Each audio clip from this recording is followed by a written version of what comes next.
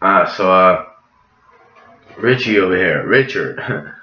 Yeah, we go back. I mean, first time I met him was in it was Elizabeth, New Jersey. You know, I lived there. He lived there too. He lived uptown, I believe. Not so much uptown, but very close to a more at. And actually, no, he lived in North Elizabeth. Yeah, North Elizabeth by North Avenue. You know, he lived there for a couple years, for a long time, like over a decade. So did I in that particular place, like downtown Elizabeth. You know. Anyway, first time I met him was in it was a you know it was a neighborhood. It's a region called Bayway. It was we were playing soccer, football, soccer though. Yeah, on the weekends, you know, kids from my school. I was in fourth grade. It was my first year here in the States, you know, and yeah, the story goes. I think my team, this kid, I remember vividly. This kid Vito, Italian kid, he didn't show up, and the other players were like a year, 2 years younger on my team. Some of them weren't, but you know they were very younger, and they weren't that good, you know. But you know, he was like he was okay, you know. Anyway, I do remember us beating him, and I scored like 3 or 4 goals. His one of his friends' brother, cousin, I think, was the goalie, and I remember shooting, and I kept hitting the post until I passed and I scored a couple goals. You know, he didn't care about that. He said, you know, and then I saw him in St. Anthony's, you know, middle school, and for sixth grade, and I didn't remember him that well till later. You know, he never told me, "Oh yeah, you're that kid. Remember we play?" He never said that. See, I had a lot of people like that in my life. You know, suppression or not. You know, I kind of forgot those moments. Yeah, it's very weird and disturbing. But anyway, the story.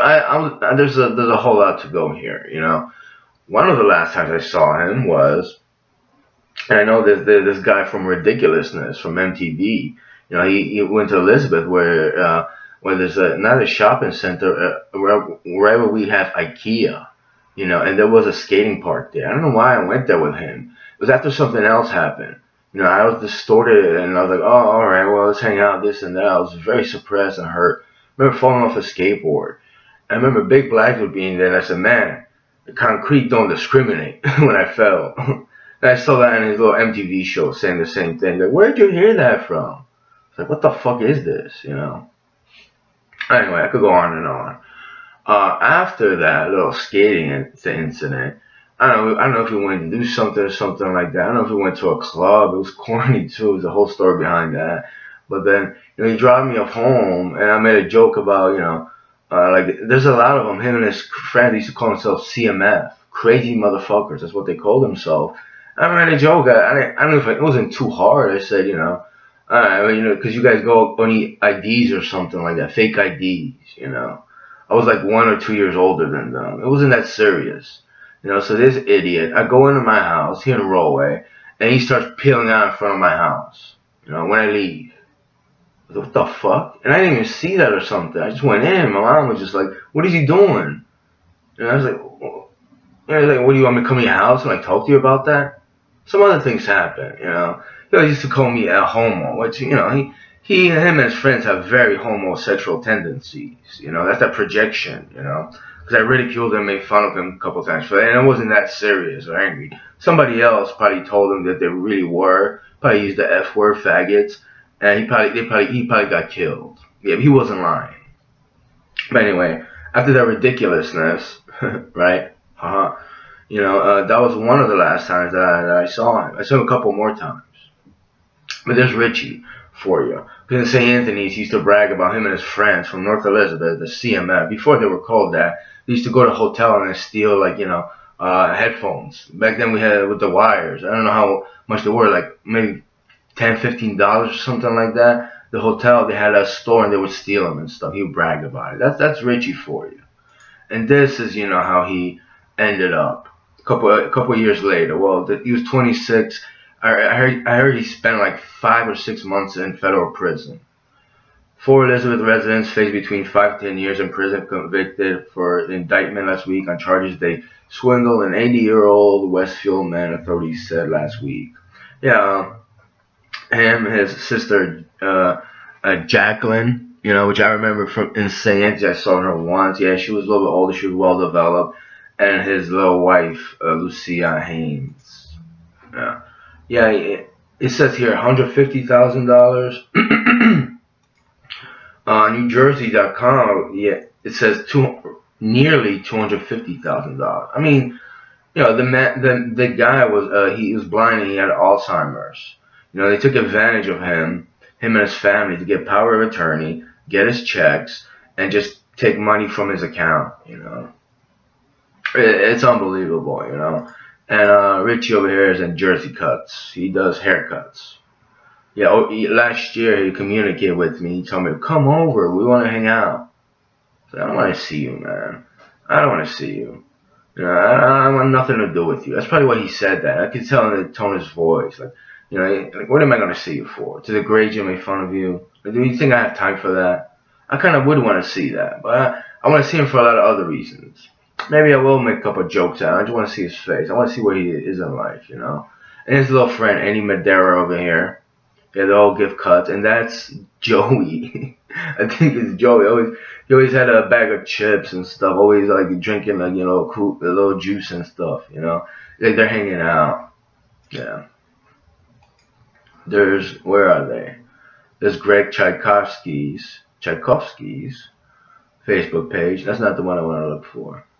Uh, there they are. The three amigos right here. I don't know the rest of these people. I think I met this guy one time. I don't know if that's Fernando Segura's relative, another kid. It reminds me of that, But the story. The thing is, they were just a bunch of juveniles, like very immature. I don't want to say premature, but they would joke around, like they would go out with each other because they always like there was group and they would just go single out, hang out with one another. And it was a joke. I thought it was a joke, but I kind of got to know that it's real. They were just very like creepy about stuff and very unintelligent. How many times I want to talk to girls in the city, man, and they just like the term is cock block. They were angry and like they didn't want me to talk to anybody, something like that. It was very disturbing. So I never want to be with them. We used to go to clubs in Queens, and it was like 4, 5, 6 of us. We were just us sitting with each other, and I didn't want to dance to the music, but it's like, why the hell am I here? I didn't want to be there. And one of the reasons I only went there just to pop an ecstasy pill. That's the only reason why I went to that club and with them. If I would have went there by myself, I wasn't that much into clubs, but I probably would have talked to somebody. One of the times I did try to talk to somebody was when I went outside and I could actually have a conversation. I tried to talk to some girls. I felt like, I feel better now. It's like being around them. It's like, it's not just them. It's like you hang out with a bunch of guys, it's alright, but, I mean, it was just that crew. It was just that whole group, And, things happened the way they happened. A lot of nasty, crappy things happened to me as a result of that. I don't think they got it that bad for me, and I'm not a violent person, I'm not gonna go assault them or anything like that. I'm not into that stuff. That wouldn't give me pleasure. It wouldn't give me pleasure at all. I deserve more than an apology, But it's a game. I haven't heard from them in over a decade. I talked to one of them and another kid. His name is Jimmy Garcia. He said, "Oh, he goes on there, he hangs out." I think he was lying. Personally, I don't care. I could care less. They're joking themselves. They always were, very, very like not even open-minded, very narrow-minded to a certain degree. All these guys would do just sit in the car, get high, and roll up the windows and make corny jokes about each other. It was just pathetic, and the arrogance too, and envy and just hatred. That's why not that I couldn't be myself. It was just like, what's the point? What's the point? When someone despises you, just doesn't like you, and you just feel bad around them. It's very negative, and I don't have time for that in my life. Yeah. Anyway, we all have our lives to lead whatever, and our path to follow. Yeah, this is the story of Richie and his immature little group.